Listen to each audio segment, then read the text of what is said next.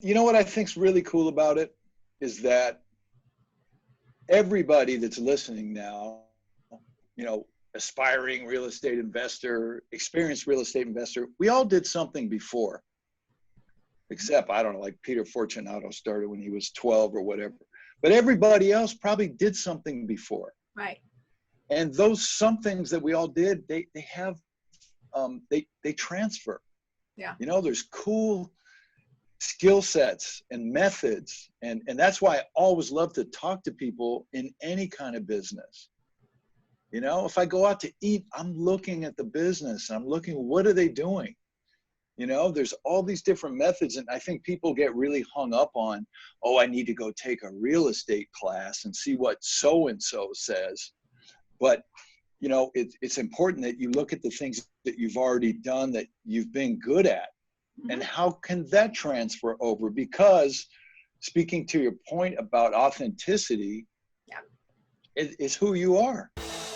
I am Christina Suter, and this is the Real Estate Breakthrough Show, where we talk about the reality of real estate, the mindset you need in order to face the reality of what it is, and tips and tricks to get you moving forward in investing. I am your host, Christina Suter.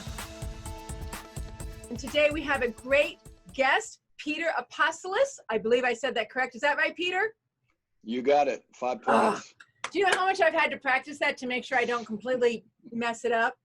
Me too. I use another word, but I'm not allowed to do that on YouTube or Amazon TV or whatever platform this thing's going on. I get you. Go ahead, Peter. I get you. I'm the one that has to watch out for that stuff. So thanks for the tip. I saw that. Yes. So Peter, let me read a little bit about your bio, and then let me ask you some questions. So Peter Apostolos has been a Southern California investor for the last 11 years, rehabber, buy and hold landlord, short sale negotiator, wholesaler, and creative financier. He specializes in creating instant contact with Southern California homeowners using outbound phone marketing. That's really your biggest niche. And every time I ask Peter to come talk at my club, it's to focus on that outbound phone marketing using an authentic approach, because you guys know that is what I care about. So he's built this real estate portfolio by contacting homeowners, discovering their issues, building rapport, following up and addressing their actual needs. He uses bare bones, simple systems of marketing to homeowners and keeping track of contacts and leads. He spent 22 years in aerospace, the internet and technology sector, and he left that field to become a full-time investor in 2005. So Peter. Good timing. Right, 2005. I mean, some of my questions are going to be about that today, right? Like, I mean, we're going to get to the juicy stuff in a minute, but give people a bit of an idea about how and why let's start with how you cultivated this system you have, which I adore, that really is an authentic building rapport, following up, and addressing people's needs, and how that is so significantly different from, gee, let me just get the lowest dollar price out of this person who's selling their house. Well, the way the system really evolved is that I was in corporate America contacting C-level people and technology companies during the .com/.bomb era. Yes. So, my daughter was a teenager and I was a young dad, and I was like, wow, I better get something going on here. So basically I had a commissioned technical sales position. And so I had to research companies, research people, and find a way to contact them. And then when I contacted them, I had to have something to say, or, some kind of way to connect with them and get around gatekeepers and all the, typical sales issues. So about that time, I bought my first home. And the appraiser that came there was a cool guy, and he saw that I had guitars sitting around the house, and he was a guitar player. So we started talking, and he started talking to me about investing, unbeknownst to me. Okay. And so he said, he gave me a few communities like Joshua Tree and these different places. And So I was just crazy enough to go drive around on a weekend, which was my first driving for dollars. I didn't realize it at the time. But at the time, I had access to a tool called LexisNexis through my company. And through LexisNexis, I looked at company news, and, you know, at the time, everybody was looking at everybody's stock position and all this abysmal news about different companies. But it also allowed me to see who the technical contacts were, who the C-level people were. So one day I looked in there, and there was like a people finder in there. So I started fishing around in there, and so I started throwing some addresses in there and going, wow, here's their phone number. Here's, so I stumbled upon that. I left that company in about 2001, and they didn't turn off my LexisNexis until like 2009. I don't know how the hell that happened. But it's just a basic principle of doing some research on a situation, becoming familiar with the facts, and, contacting the people. Look, I had other guys that were spamming email, and they were walking buildings, and basically what in our business we call door knocking. They would just go to companies and, get in a big building and start kicking around in there. So in that business, there was also door knockers. There was direct mail people. We all kind of had the choice of how we were going to cultivate our book of business. Well, I love the telephone, and all the things about the telephone that people find so daunting. I went, yeah, so what? The gatekeeper is going to say, who are you? And well, this is exactly who I am. And so I started cultivating some things to say and some routines that got me in. In other words, I didn't take no for an answer. Mm-hmm. And I worked on a solution for that challenge. And, I also got into the mind space of, oh, what did you do? Hang up on me? Boo-hoo. Who gives a damn? Oops. Sorry, Apple TV and all you guys. Who cares? Who cares? I'm sitting here on my desk, and I'm able to execute a high number of attempted contacts. And then, when the dust settles, I contacted a good amount of people. And my feelings and my psyche aren't so damaged from being told no once in a while. So that's kind of how it began. I never heard that story before, Peter. I saved that one. You've saved that one. Clearly, because I've heard you talk at a couple, I don't know how many clubs I've heard you talk at, but Jen, you come and talked at my club, I think at least twice now. And I've never heard that. I think so. Got a million of them. Huh? Got a million of them. I know you got a million of them, but I suspect there's some you can roll out in 5 years from now. I still will not have heard them. But I love that one because it really does show the history where you just kind of cultivated before you ever got into real estate, got into door knocking, got into wholesaling. You cultivated this system, and you simply transferred it from where you were to this new field. And you know what I think's really cool about it is that everybody that's listening now, aspiring real estate investor, experienced real estate investor, we all did something before. Except, I don't know, like Peter Fortunato started when he was 12 or whatever. But everybody else probably did something before. Right. And those somethings that we all did, they have, they transfer. Yeah. There's cool skill sets and methods. And that's why I always love to talk to people in any kind of business. If I go out to eat, I'm looking at the business. I'm looking, what are they doing? There's all these different methods, and I think people get really hung up on, oh, I need to go take a real estate class and see what so-and-so says. But, it's important that you look at the things that you've already done that you've been good at. Mm-hmm. And how can that transfer over? Because speaking to your point about authenticity, it's who you are. And you're just doing, what you do, what you've done, what you're good at, and we learn new stuff.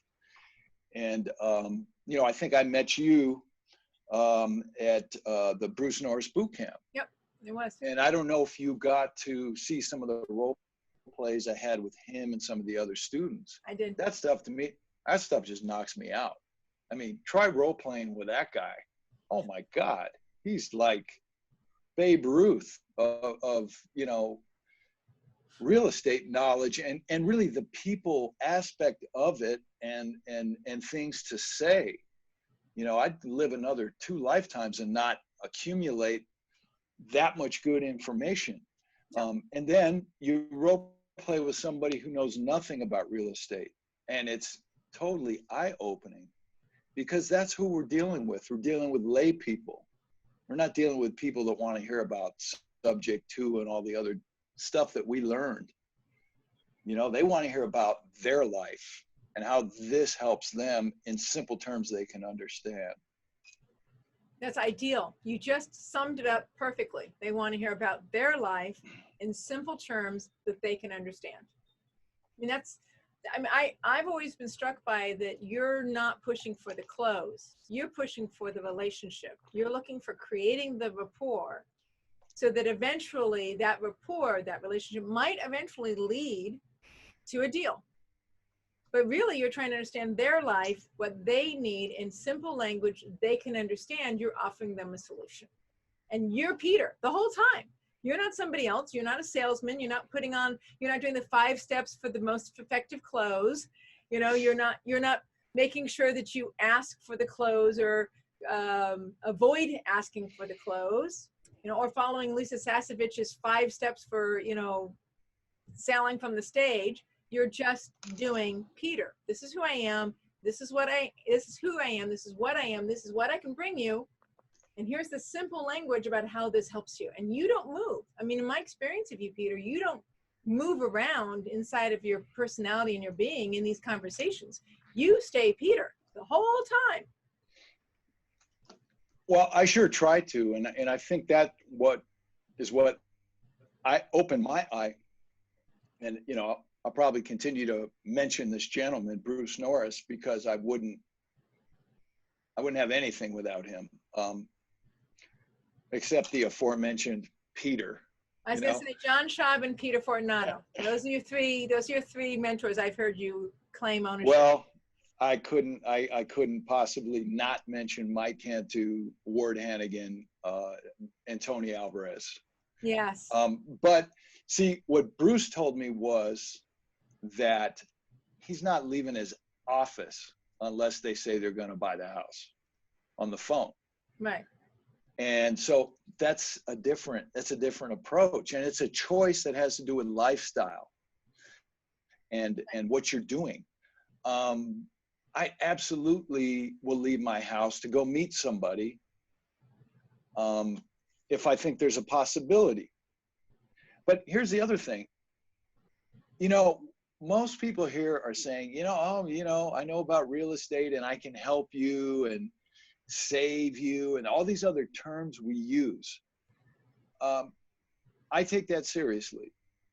So I don't say I can save you if you make me 25 grand, right, or I can save you if you get the hell out of your house so I can flip it. I say, look, I will help you to the best of my ability. I'm not an agent, so you might want to sell it on the open market. You might get more that way. Right. Or maybe time is your issue. Well, then I'm your guy. I can buy it a lot faster. And maybe you have some tax ramifications you're concerned with. So when you get down to the people stuff, the actual, what's the effect of the transaction on the seller? Most sellers are extreme lay people, and most real estate investors are extreme lay people. Yes, we are actually. We buy houses cheap and fast, and I haven't done it yet, but I always look at those signs in my market, that we buy houses in fast cash, and I call the sign signs and usually nobody answers, and sometimes I call back sometimes. I was thinking about putting out signs that say, "We buy houses slow," just to see what happens. See if anybody calls. Like, that's a new one. We buy houses slow. Yeah, I mean, so in my experience, I really haven't bought a lot of stuff real fast. You know, even the stuff that was kind of maybe somebody in trouble or whatever, it still takes time. It still takes relationship building. The other thing is, and I think I said this to your group last time, and my language might have got a little colorful. So I'm going to try to work on that. But, if really your business model is, how can I find people who have their hair on fire and are desperate? I think that's the least likely time that I'm going to make money, is somebody that is desperate in a super bad situation. I find that that's an opportunity to take all these classes and all this stuff we've gone through, eating that ridiculous chicken salad in that hotel you have your thing in at 12:30 at night or whatever it is. I like that ridiculous chicken salad. Thank you very much. You can deal with it. But, my point is we go through a lot sometimes, just to learn what we learn. So that's an opportunity to take what we learn to really benefit somebody, instead of making a check on somebody in bad shape. A lot of people aren't going to agree with that. Yeah. And that's fine. That's just a style of doing business. And I'm not trying to be,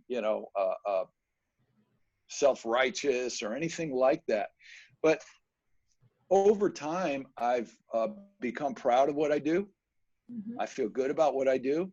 Mm-hmm. I think my family would be proud to see how I operate out here. I'm not extremely damaged in the last market. And I don't want to be a party to that, of somebody else being damaged. And it took quite a bit of time to build the confidence in myself, my knowledge, my abilities, and my mentors, to feel that I could safely do that. Now I'm kind of more into working with seniors. That confidence didn't come to me immediately. This is not a game. This is their last chip on the table in a lot of cases. Right. And so I can't look at my short-term benefit here and screw up their long-term picture. So I don't know how I got on that tangent. It's a good one. Help, produce me, help. It's okay. What was your hardest moment in investing? Now that you've told us your philosophy, we understand why there's authenticity and why you can have a simple pride and comfort in what you do. Why Peter can be Peter all the time is because Peter's pretty comfortable with where his ethics level is, and with that, what he's going to offer is going to be something he can be proud of in the end result. So you just stay being Peter, because even if they yell at you, it's like, dude, I know what I'm doing. I know where I'm coming from. So you can yell at me if you want to, but that doesn't change my being. And it doesn't change my effect of knowing that I'm trying to do good. So who's yelling at me now? Supposedly the people who I can't imagine a lot of people yelling at you, but when you get that phone call that says, hey dude, you're just trying to blah, blah, blah me, you're trying to rip me off. It's like, no. I don't get that. Very many of those. I don't get that because of I think the way I set my call up and the way I identify myself. And if you're really clear about why you're calling and what you're doing, I think it becomes a lot easier for the seller to be clear about who you are and why you're calling. I think a lot of the frustration and the yelling and all that stuff comes with people that don't identify themselves very well. And I'm saying that because I used to not identify myself very well. Right. You've cultivated, because I wasn't really, I wasn't sure about what I was doing. It was 2007, 2008, who the hell was that sure about what they were doing then? The market was insane. And, and I didn't have the core skill sets that go along with all of this. Mm-hmm. I got those in 2008, at the end of 2008, when I took Bruce Norris's Bootcamp. Oh, So now I'm not sure if he's still doing that, but I will tell you that not right now. He might bring it back later, but not right now. him and his son Aaron, I mean, if you look at what they have online for real estate education, Yes. it's dumbfounding. If their portal is I mean, if there's a real estate, amazing. I mean, yeah, there's I mean, if there's more learning there than I've seen in any other single place that you can. it's like a PhD course in real estate. It's all laid out so beautifully. Yeah. And so clear, and there's videos, and it's mind blowing. So I took the in-person version of that, which is where I met you. I took it in 2008, back when they were still in the bank building, in the bank vault. And so, you know, I learned to appraise, I learned to repair estimate. You know, I learned something about what cycle we're in. And more than that, I really learned about being a solid buyer, and what that takes. You know, and I think one of the main things he said back then was just, you know, when you get the opportunity to buy something, you have to perform. And so I learned what that meant, you know, performance as a buyer, keeping your word, not jerking people around, and being easy to work with. You know, these are all things that were pounded into my head from following, you know, Bruce Norris all over. God knows where I've seen him speak, you know. Well, and But Peter's the same way.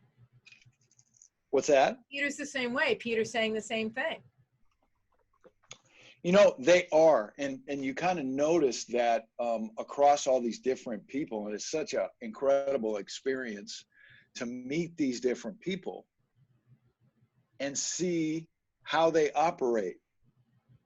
You know, and they don't all operate the same. You go to one guy's like, I would never do that in 1,000 years. Yes. And then you go to the next guy, well, isn't that beautiful? We all get to make choices about how we want to do this. That's an incredible amount of freedom. You know, there's a lot of other jobs you go study, and it's not like, okay, Christina, you're an engineer now, go do your thing. Right. No, stay in your lane, stay in your cubicle, stay in the box and do what you're told. This is what we're teaching. Whether you're an engineer or an artist, we don't care. This is how we're going to do it. You need to conform to this. Real estate, like I take my husband to the masters of real estate every, I don't know when it is, the spring or whatever, but the one they have in Las Vegas with the masters of real estate. Peter Fortunato, Mike Cantu. It's in the fall, November, no. late October, November. So it's got Peter Fortunato, Mike Cantu, Tony Alvarez. David Alvarez. So Tony Alvarez. So it's got all these people, it's got all these speakers. And I take my husband because my husband's an old guy and they're all old guys. And so so as far as he's concerned, the pathway to investing is this sort of single family, maybe some multi-units, long-term buy and hold, because that's primarily what they teach and that's kind of where they anchor. But I've told him, listen carefully, is that really the only thing they're doing? And this last time he went, that's not the only thing they're doing. Oh my God. And I'm like, yeah, that's not the only thing they're doing. I could take you to a whole nother weekend. There was about note investing, like with the note guys, right? I could take you to a whole nother weekend. I think there's the note guys and it's not the note guys. There's another note person that's pretty famous that has a whole weekend. And it would be a completely different story. Completely different conversation, completely different how you approach it, completely different understanding about the advantage of subject to, a completely different understanding about what kind of relationship you want to build and what's the end result of what you're looking for out of that relationship. And you know, the thing that comes to my mind when you mention that is that when I started, I found that to be overwhelming. Yes, it is overwhelming when you start. Because when you're getting started, you're looking for a place to get a foothold. Yeah. So you go one month to a club and then, you know, oh my God, lease options are, you know, that's what it is. And then the next month, some other person comes. So the freedom and all the awesome stuff that you have the ability to do in the beginning is overwhelming. So what happened to me is through going to the Norris Bootcamp and focusing on the core skills you need for any of this, appraising, repair estimating, dealing with some market timing, learning how to conduct yourself as a professional buyer. I focused on repeating those actions over and over and over and over and over and over again. And that I found was a really good way, because, you know, you go to a club, somebody starts asking about, you know, hey, well, what do you do? How do you do it? And then you start telling them the reality. I mean, I did hundreds and hundreds and hundreds of appraisals in my market in the beginning, like a dog chasing his tail, over and over and over and over and over, you know, and making offers and not getting offers accepted, because I had to find my footing. I had to find where the market was. And so I think people separate the core skills from the techniques. And the reason I like, you know, a guy like Peter Fortunato, who, let's see, I first went to see him in 2011. So I've seen him pretty much every year since then, is that, you know, he says real estate is not technique driven.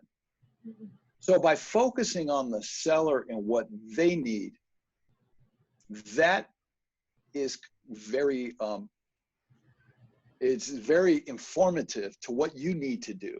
Yes.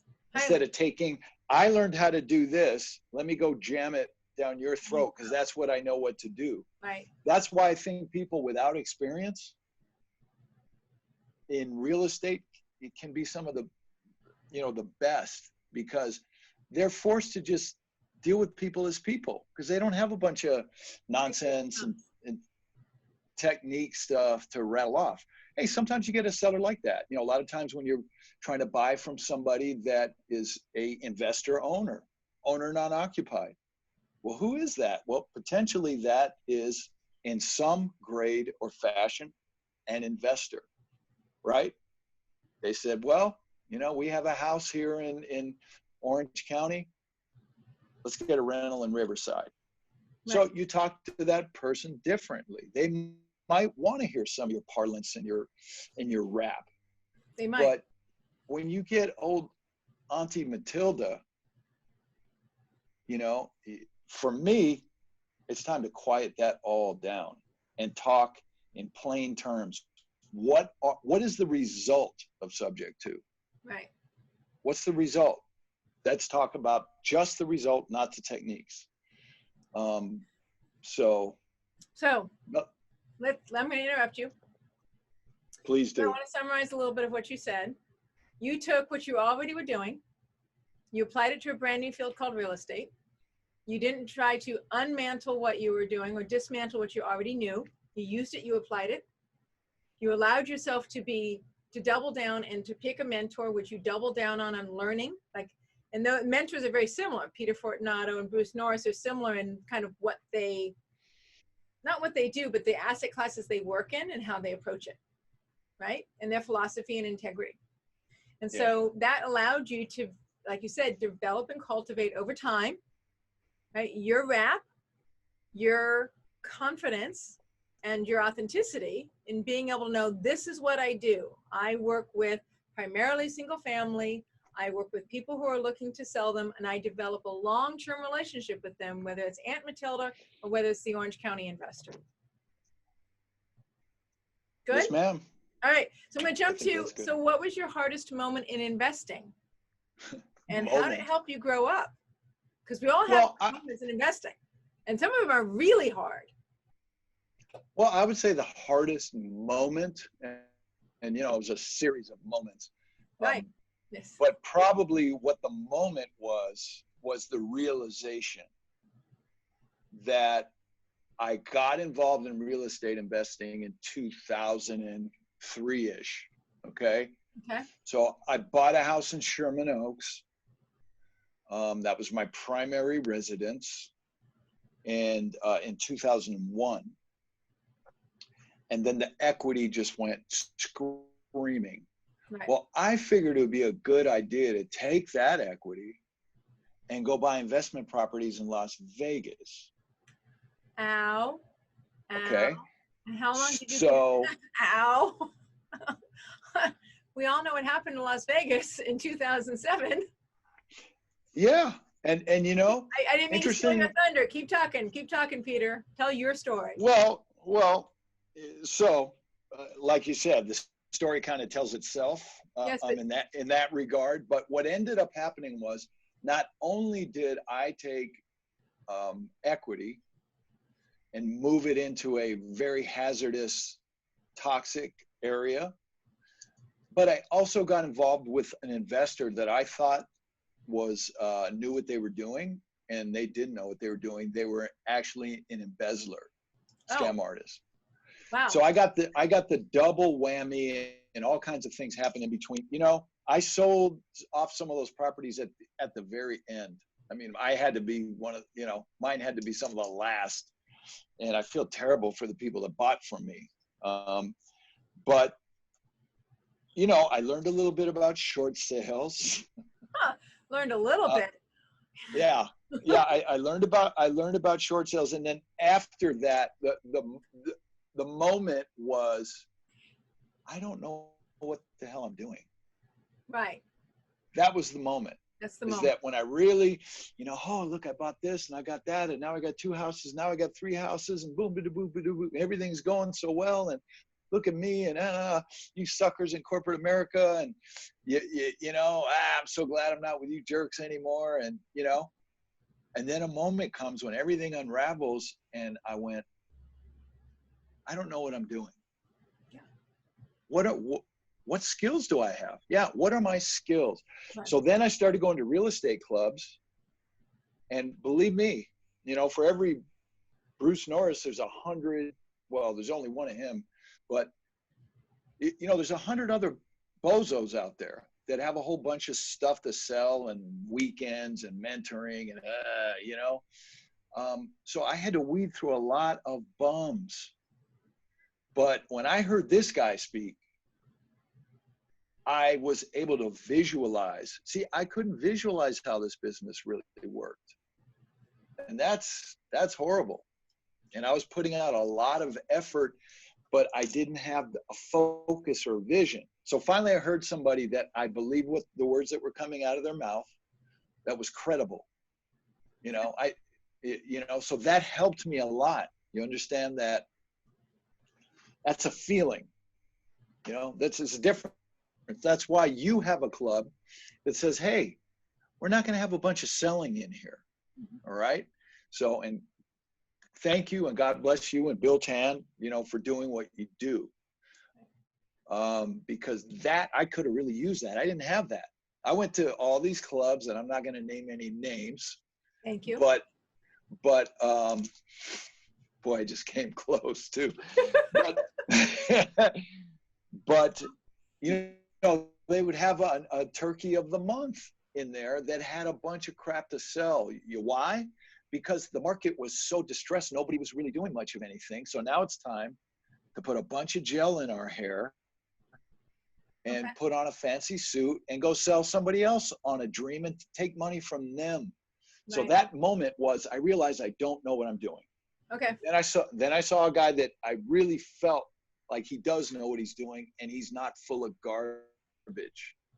And somehow God put me in that situation, and I went and sat with him for 3 days. And after Bruce Norris. Bruce Norris. Okay, I'm assuming it was Bruce, but yeah, I'm sorry. You went and sat with him for 3 days. Keep going. Yeah, I took the 3-day boot camp, and when those 3 days were over, I said, I know where to go. When I wake up in the morning, I know what to do, and I know what I need to do to be in this business, other than chasing my tail and hearing about new techniques. And okay, so you know, and then he also became my lender. And you know, my brain said, well, wait a minute, if I can find properties and appraise properties and these people lend me money on it, isn't that a great way to kind of learn value? Okay. Yeah. And there's all these other schlocky lenders. To this day, I just use them. Okay. And that was my initial fail safe. And listen, psychologically, I had just gotten my butt kicked. Right. All right. So how do you go out after you've taken a butt whipping and start doing this again? Well, that's the question. Yeah. I'm going to use this lender. Okay? Because they're looking at the market. They have guidelines. I don't think they're going to let me, fall on my sword.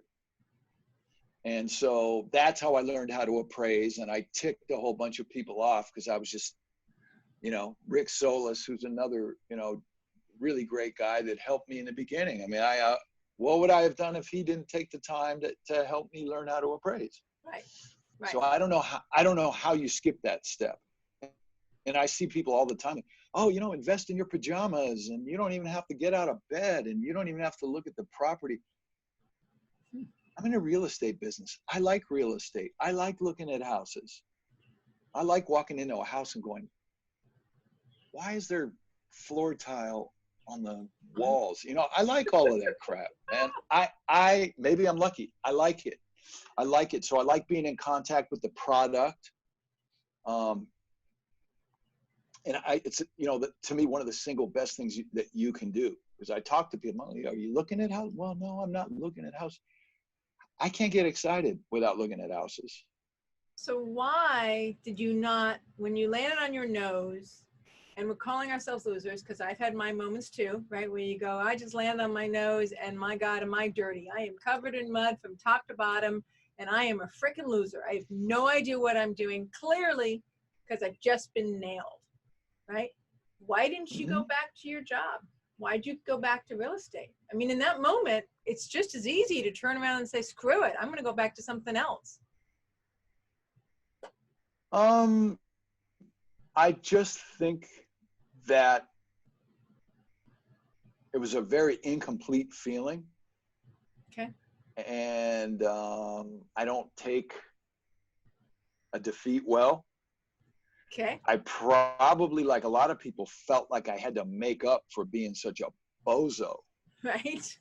And that's not really good. Like I said, I got lucky to run into, Bruce Norris. But what if I hadn't? I might have taken that same emotion of, I can't lose that bag. I get it back. It's like a dummy at a casino. It's like, wow, you're down to, I've been with friends. I went to a casino with my friend one time. A half hour, he's up $800. Isn't that when you go eat, have a nice dinner and chill out? No. So the guy ends up being down $4,000 because of that. I lost, but but you gotta have, get it back. You have to have skill. You have to develop the core basic skills of real estate to do that. Look, I'm sure there's programs out there where people don't know what they're doing and they make money. No thanks. No, thank you. It feels good to know what you're doing. So what transitioned you from you had a perfectly good job, you were bringing in a regular paycheck, right? And then you become a real estate investor. Not only do you become a real estate investor, you don't turn your back on it when it becomes really hard. You double down on it, right? Why did you care about being financially free? Like, why was that important to you? Why didn't you just stay in your W-2 and let them define it for you? Why do you want your own financial freedom? Well, first of all, I don't think the W-2 world was very attractive or secure for anybody in 2007, 2008, 2009. Okay. So I didn't exactly look at that. A couple other things, my daughter had graduated high school and was in college. And so that probably helps as well, certain life circumstances, but I didn't find that to be such a safe place. It's a hard question to answer sometimes because I'm not sure. I just think, optimistic. So I say a lot in this business for me is part of being optimistic is being a little delusional. Yes, it is. Okay. So I think I run into it all the time, and I tell my husband, or I tell my co-investor, or I tell somebody, no, I want them to drink their own bathwater. I want them to be a little delusional about what they think is happening here because I need them to have faith, because I need them to move forward. And I think that carried me. I also found out At that time, I was in my mother's garage and I found an old tape measure. Okay. From like the 40s, and it was covered in leather. It's a vintage tape measure. And I said, what the hell is this? And she said, well, that was your grandfather's. I said, I thought he was a school teacher. Well, he was, but in the summer he moonlighted as an appraiser. Interesting. And I really connected with that for some reason. I never met my grandfather. He's lived and died on the island of Puerto Rico. And, but that was something I kind of, you know, I said, well, maybe this kind of runs in the family a little bit, you know? And, but I would just say that just because I failed, I also, I think through Bruce Norris, I realized the failure, what it was about. You know, a lot of smart people got punched in the face during that time as well. It wasn't just dummies. So that's another thing, is not to take things personal. Right. Just like if you call somebody up and they're a little irritable about the property you're talking to them about, I don't think that's about me. I think that's about the property. Right. Why would somebody be mad at me? So that's another thing. It's just not to take defeat personally. You know, there's all kinds of different factors here, and all the guys we're talking about and gals we're talking about, they all have stories, and most of them involve some kind of a butt whooping. You know, in the beginning, I was really listening to Mike Cantu's material all the time. So, you know, he has a story about his down cycle, and Tony Alvarez has a story about his down cycle, and Bruce Norris has so you go, hey, these guys all took it on the chin and kept swinging. Yeah. Look at them. Yeah. Okay. So, you know, it's incredible that these people exist, that these people share their time and their knowledge, and it's not the easiest thing to get to the real, you know, real estate educators that really just, you know, and I didn't understand it at first. I mean, you know, you go see Pete Fortunato teach his rear end off for a whole weekend for like 400 and something bucks. Are you kidding me?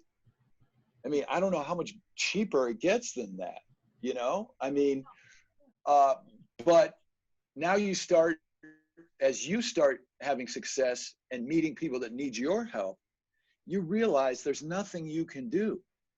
What the heck am I going to do? Buy Bruce Norris a new tie? You know, am I going to buy Ward Hannigan? What am I going to buy these guys? I can't give them anything.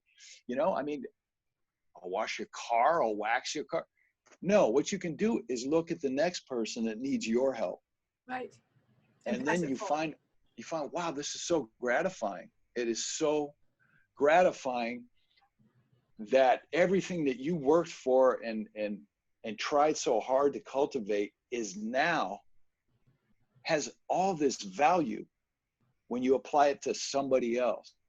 You apply it to somebody that is in default, or somebody that just has life circumstances that are challenging, or a young person in particular. I mean, this information in the hands, and I always look around the room, you know, and it's a bunch of this and no hair up on the top. I'm thinking, where are the young people? Because, you know, I'm over here calculating a 30-year note. Oh, wow, that's great. Yeah, only problem is I'll probably be pushing up worms when this thing pays off. You get somebody in their 20s and give them this information. Right. And it's incredible. So my favorite is the 10+1. You know, when I talk to somebody who's young and I say, hey, buy 10 single family residences, let them pay themselves off over time. You can even be aggressive if there's any extra rent. You can put the extra rent to principal. When you're ready to retire 30 years from now, right? For 35 years from now, you have 10 houses plus one more, because that one more pays the property tax and insurance on the other 10. You've got 10 rents free and clear, all yours every month. That's really simple, really implementable. You can do it while you have any other job, almost any other life circumstance. you can get 10 plus 1. Yeah. And you can retire and have a really well cultivated retirement. I love this, but forgive me, I'm going to tell a story. So I know it's about your story, but I'm going to tell a story. That my old neighbor who used to live Category is literally that way, like literally the side of that fence over there. They were an old Italian couple. They're an old Italian couple, and they came here directly from Italy, southern Italy.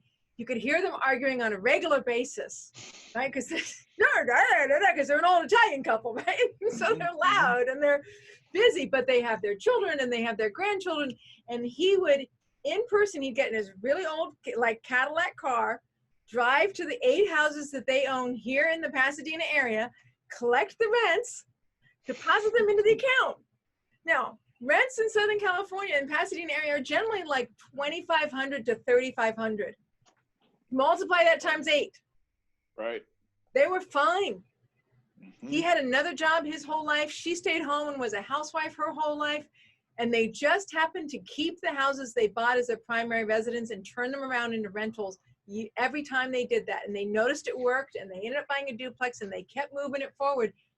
And by their retirement, they were fine. It does not need to be complex. It does not need to be hard. It can be really, really simple. You don't have to have a PhD. You don't have to be brilliant. 10 plus 1 works for everybody. You know, and unfortunately, I wish I'd been more focused on that. And believe me, I'm not. It's easy to look back. You know, John Schaub has a book, I think it's called Building Wealth One House at a Time. Right. And he just spells that whole thing out so masterfully and so beautifully. So I think we just got on this topic. We're kind of talking about mentors and you know, why you would persevere, you know, when you just look like you just have a big shirt on it. You got clown shoes and a nose and you're just bozo. You're just bozo. Yeah, you're a bozo. And you know you're a bozo. You know you are a bozo. There's nobody to point at but yourself.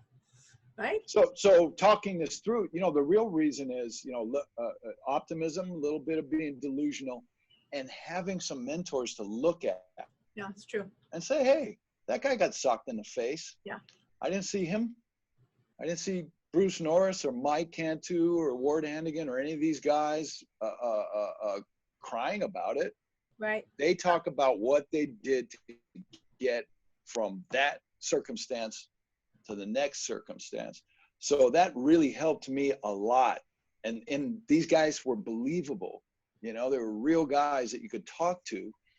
And so that created for me vision. And that's what between 2003 and 2007 or 8, I don't think I really had vision. And that's a real tough way to go if you don't have vision. Yeah, it's very tough. It's very tough. Okay, last 2 questions. Yep. What's the joy that you have of having stuck with real estate and becoming financially free and using real estate for that freedom? What are your joys? Well, it's interesting that, you know, you make plans. So, but life has all kinds of little twists and turns. Yes. So part of the joy is just doing the business itself because I like doing the business. Yeah. Another joy of mine is doing the things that I like to do. And I think once we get into this business, we kind of take for granted, you know, that I'm going to go for a run in nature, you know, when I want to. I'm going to make music. I'm going to take a little time and go up to Central California and chill out and just kind of think about stuff and think about what I've been doing, or, you know, do some traveling. It's not really you know, and it's a cliche, but I'm really not so concerned with the destination. I enjoy doing this and I'm going to keep doing it. So you and I both know, you know, these high worth individual people, and they haven't stopped doing real estate. They don't have to keep doing real estate. It just kind of gets in your blood a little bit if you're lucky. Yeah. And so, you know, another joy is just seeing that this whole bloodbath of a story in the beginning and the subsequent education and experience is useful for other people and is applicable, and now we're going through, we didn't even talk about what's going on now. No, I haven't talked about COVID at all. So, because it mean you could have said your hardest moment in real estate is right now with the COVID virus and what's coming out of it. But, that's going to be a whole nother series of stories in 3 years and 5 years. We're going to hear people's stories about how COVID destroyed something for them and what they did to pick themselves back up and say, I was a big bozo and it fricked up and I didn't know what to do. And, we're heading right into a whole nother series of that. And I hate for this to sound corny, but, I've had to think about this a lot. Where do I fit in this? Where do I fit in this situation?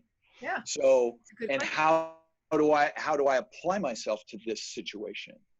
And what I think is that those of us that have a certain amount of experience and knowledge, is that we're kind of the first responders for real estate. Right. That there's a lot of people that have situations and problems right now. Mm-hmm. And it's incumbent upon us to try to get in touch with them. Because I think we can do a lot of good. I think we do a lot of good, and for others as well as ourselves. Now, I'm not going, oh, wow, everybody's freaking out now. Now it's time for me to go score, Right. It's just that, I've been calling a whole bunch of people, 2014, 2015, 2016. No. Now we're going to keep it. No, everything's fine. No. Now we got a completely different set of circumstances. Yes. The deck and the cards just got completely shuffled. Right. So now this is a completely different phone call. Hi, Christina. I called you about your house over there on Fair Oaks. And, how are things going? We're both landlords. What's going on with your tenants? How's that going? Oh, did you hear about this? Did you hear about that? Sharing resources, and then maybe just talking a few scenarios through. What I want to do is acquire stuff on terms, creative financing, subject to all that good stuff. And I want to bring in a private investor to do the heavy lifting on the cash. I need to keep my cash free because I have a bunch of loans with the Norris Group. Mm-hmm. And I don't plan on missing any payments. And I don't plan on going, well, boo-hoo, this happened and that happened. And my tenant used to make pizzas and now they're, okay? Yeah. So now I feel like it's an awesome opportunity to try to bring a solution to a homeowner. It's an awesome opportunity to reach out there to some private money and say, hey, let's work together on something. You pay for the walkaway money and the repairs and any rents that maybe don't get paid. I do everything else and we split the equity here. How about that? That was a failure of mine in the beginning, is realizing if you get a half a house here and a half a house here and you glue them together, it's a whole house. Right. And it works. So work with others to expand your capacity. It works. Right. Which I did a horrible job of that in the beginning. I had to do everything myself. So it's just a really great opportunity to get out there and meet people, man. I don't know how, and look, I'm not a millennial. So somebody out there knows how to do it with the internet. You never talk to anybody and you're missing the whole boat here, man. This whole business is people. And when the money, it's like, oh, wow, I got this property. I made 50 grand. Where do you think the 50 grand went? It's gone. It's gone. Yeah. You know what's left? The story about this particular lady that had this situation. Yeah. And those stories, become part of your entire narrative. And those deals are stepping stones to other very similar deals that you will be doing. I'm back to doing short sales again. I'm excited as heck. I've done a zillion short sales, and now all of a sudden, all these pie in the sky buyers that were out here that were flipping for commissions. Oh. As far as I could tell, I was getting outbid by these guys, and I'm like, okay, you must have gone to a different class from me. I don't even see any profit in there. Gone, Right. gonzo. Now come back to Uncle Petey, huh? You know, and not just homeowners. It's a great time to talk to agents, find out what's going on with them. Right. They have kids. They're trying to run a business, and their kids are running amok in the house while they're trying to make phone calls. So I would just say contact deals that look like garbage 4 months ago. Go ahead, call back through your database and call agents and let agents know what you do. There's a lot of people that are very, very afraid of this environment and, oh, how do I figure out value and all this other stuff? You know, the way you figure it out is you throw yourself in the ring. Yeah, you and know? you do it, and you appraise it, you look at it. And you do it, yeah. And then you come up with your own version. What is this? Sure. Here's what I think it's going to be. And if you have to, you say, no, scared of that. I'm not doing it. Right. Well, good. Maybe you can wholesale it to somebody else. Right. So. All right, Peter, I know you're not teaching a class right now, right? No, I'm not. Are you writing a book? I'm working on sections of a book, yeah. Okay, I know you're working on a book, wondering when it's going to be released. I'm going to push you on it, right? Okay. So, any minute now. Any minute now. It's all right. It's all right. Because the whole point is that this is where I go, okay, Peter, so how do people get a hold of you if they want to find out more? Like, you don't offer mentorship. You literally don't sell a book yet, right? You don't offer a course currently. You're just Peter, a private investor who has a lot of really amazing ideas that I keep inviting to speak at my meeting, because I think everybody should understand where Peter's coming from for themselves, to help them grow, to help them understand who they're going to be as an investor themselves. I would say, if you think I can be of service to you, if you have a deal you need to talk through, or you need to, maybe I can talk a little more extensively about kind of how I position myself in the beginning. If you're somebody that makes phone calls, I'd like to talk to you, because we're a very small fraternity. Yes. And it's good to talk to each other. Sometimes I'm having not a great week, and one of my friends calls me, oh, you won't believe what happened, and that's what the Norris group, when I taught at those boot camps, was really helpful. I ended up with people like you and a few other people. My phone number is 818-648-7253. Okay, say it again. 648-7253. And if anybody's got a deal or something that's complex, or they want some advice, they're working through, they want to develop a relationship long-term, or they think they've got something right now that they need, they can either pass over to you, or you can help them make whole, they can call you. I'm going to leave it up to them what the phone call is all about. Not surprising. And then my email is reopete@gmail.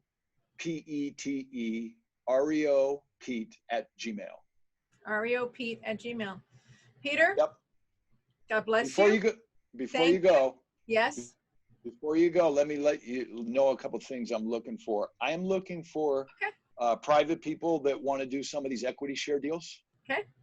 Good. So I have a group that I've been working with for a while, but not everybody is the same now. So, and also my daughter is excellent in the realm of commercial real estate, specifically units and apartment buildings in the greater Los Angeles area. Okay. And she's super honest and excellent. So if anybody needs those services, give me a call as well, because I have to filter those calls or she'll be mad at me. Make sure you send me real buyers, Dad. Don't send me, right? Don't send me these guys who don't know how to close a deal. Yahoos. She hates them. Yahoos. Anything else you're looking for? No, that's it. I just, wish everybody a good time now, and encourage you not to be scared of this environment, and throw yourself at this environment to alleviate your doubts and your fears. And, those of us that are doing that, we kind of start to fill in the pieces of the puzzle of what's going on here, or what's going to happen. And I think it's going to be a real productive time for investors. I think it will become a real productive time for investors. Some are still sorting themselves out. Some are ready to throw themselves into the mix. I find it still mixed. Some investors are like, I don't know what to do. I'm not sure that I've landed somewhere. And some other ones are like, I know where I'm going. I'm just waiting for it to get there. I'm ready. To move itself there. I'm ready to go right now. Let's do a deal today. Right. All right. Thank you. You've been listening to the Christina Suter with Real Estate Breakthrough, talking to Peter Apostolos about himself as a private investor and how he is completely authentic and truly himself and integrous and being able to bring deals down. Thank you, Peter, for your time.